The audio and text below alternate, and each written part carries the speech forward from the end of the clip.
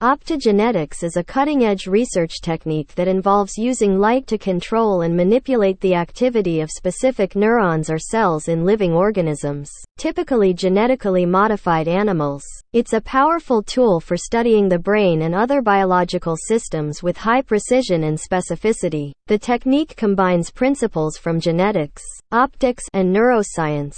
It relies on the use of genetically engineered proteins called opsons, which are light-sensitive ion channels or receptors. These opsons are typically introduced into target cells using viral vectors or other genetic manipulation methods. Once the opsons are expressed in the cells, they can be activated or inhibited by shining light of a specific wavelength onto them. Optogenetics allows researchers to achieve precise control over the activity of neurons or cells in real time, allowing them to investigate the role of specific cell types and neural circuits in various biological processes. This technique has led to significant advancements in our understanding of brain function, including studies related to behavior, learning, memory, sensory perception, and even neurological disorders. One of the groundbreaking aspects of optogenetics is its ability to selectively control neurons in complex networks, enabling researchers to mimic or inhibit the firing patterns of neurons and observe the resulting effects on behavior or physiological processes.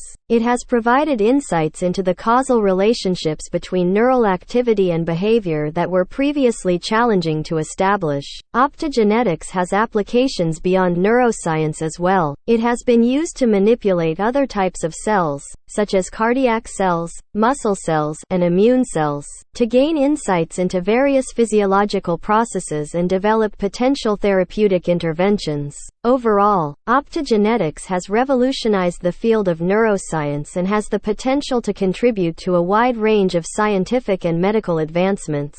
However, it's important to note that while the technique holds great promise, its application requires careful consideration of ethical and safety concerns, especially as it pertains to human research and clinical applications.